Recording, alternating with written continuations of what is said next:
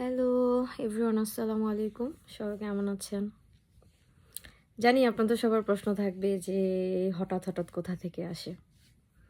যাই হোক, আপনাদেরকে আমি আগেও বলেছি বা এখনও বলবো সবসময়, গত 3 বছর আমার এই ইউটিউব চ্যানেলটা, বাট সেভাবে আমার চ্যানেলে আমি কখনোই ঠিকঠাক ফোকাস করতে পারি না। কখনো বিজনেস, কখনো ফ্যামিলি প্রবলেম, ইভেন লাস্ট আমি যখন বাহিরে চলে যাওয়ার পরে আসলে এটা হয়তো বা সবাই বোঝেন যারা প্রবাসে আছে বা যাদের ফ্যামিলির অনেকে প্রবাসে আছে।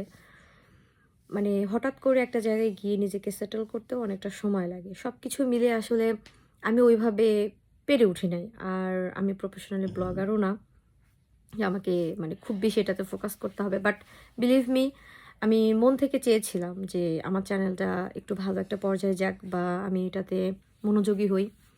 দেখা যাচ্ছে ভিডিও আমার করা থাকে, হিউজ ভিডিও করা থাকে, ভিডিও করে ফেলি। বাট এডিটিং করা হয় না। কিছু মুহূর্তে এডিটিং কমপ্লিট হয়ে যায়, ভয়েস ওভারটা আমার দেওয়া হয় না। এভাবে অ্যাকচুয়ালি আমি কখনোই ভিডিও পোস্ট করা হয় না।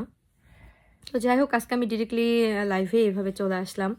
আমাকে অনেকেই বলতেছে টিকটক করতে হবে, পেজ খুলতে হবে, ফর ইউতে যাইতে হবে, দেন আপনার চ্যানেলটা সেভাবে সামনের দিকে গ্রো আপ করবে। আই নো, আমি বুঝি। অ্যাকচুয়ালি আমার তেমন কোনো ইন্টেনশন নাই যে আমাকে এখান থেকে ইনকাম করতে হবে, আমার খুব বড় কিছু হইতে হবে ইউটিউব চ্যানেল থেকে। হ্যাঁ, আমিও কন্টেন্ট ক্রিয়েটার হতে চেয়েছি। তো যাই হোক, আসল কথায় চলে আসি। অ্যাকচুয়ালি আমি চাই যে আমার যে এখন একটা ছোট্ট পরিবার হয়েছে আমার চ্যানেলে, হোক সেটা 700 থেকে 800 সাবস্ক্রাইবার, বাট তারাও তো আমাকে পছন্দ করে বা ভালোবাসা থেকে আমাকে গ্রহণ করেছে। আমি আমার চ্যানেলে কখনো বুস্ট মারি না। চ্যানেলটাকে আমি মানে একেবারে ইউজুয়ালি মানে খুব ন্যাচারালভাবে ভিডিও করি, দেন আমি পোস্ট করে ফেলি। আমার ছোট বোনটাও হচ্ছে ইউটিউব চ্যানেল খুলেছিল, হুমায়রা জান্নাত, আমার পরেই। ও বেশ কিছুদিন কাজ করলো এবং খুব অল্প সময়ে খুব ভালো একটা পর্যায়ে যায়।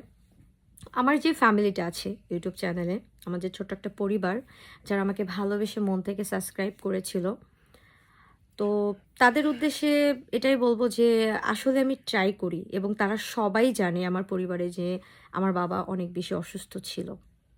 ইভেন সে এখন অনেক বেশি অসুস্থ। গত 3 বছরে তাকে চেন্নাইতে প্রায় 4 বার পাঠানো হয়েছে এবং তার হিউজ সার্জারি হয়েছে। সে একটু গ্রো আপ করলে আবার সে অনেক বেশি অসুস্থ হয়ে যায়।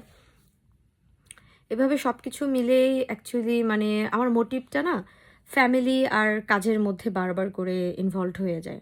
আমি চাওয়া সত্ত্বেও আপনাদের